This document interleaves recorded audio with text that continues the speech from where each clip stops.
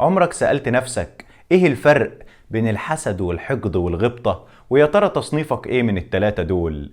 اما الحسد باختصار هو ان تكون واحدة صاحبتك مخطوبة لإنسان كويس فتتمني انهم يسيبوا بعض ويفركشوا علشان يخطبك انتي. يبقى الحسد هو اني انا اتمنى زوال النعمة من عند حد علشان تجيلي انا.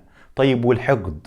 الحقد هو ان يكون جاري جايب عربية جديدة وعجباني فاتمنى انه يعمل بيها حادثة حتى ولو مش هتبقى من نصيبي، المهم ان ما اشوفوش مبسوط وخلاص. يبقى الحقد اسوأ بكتير من الحسد لاني بتمنى زوال النعمة من عند الناس حتى ولو مش هطولها. طيب والغبطة؟ الغبطة هو ان غيري يكون جايب تليفون حلو او عايش حياة عجباني او ساكن في بيت معقول، فاتمنى ربنا سبحانه وتعالى يجعله في الزيادة ويرزقه اكتر بكتير، بس في نفس الوقت يرزقني زي ما رزقه ويجعل حياتي سعيدة زيه ويرضيني زي ما رضاه. يبقى الغبطة هو إني أتمنى الخير للناس بس في نفس الوقت ربنا سبحانه وتعالى يجعل الخير اللي في حياتي يخمر ويزيد وابقى مبسوط زي ما شفت غيري مبسوط وسعيد. صنفين في النار، الحاقد والحاسد، ربنا يكفينا شرهم. والغريبة إن غالبا أعمارهم بتبقى قصيرة لأنهم بيهروا وينكتوا في نفسهم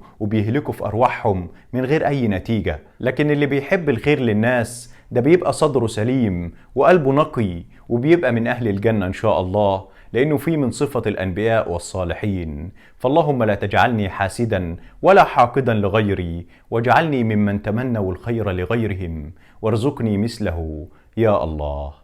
السلام عليكم.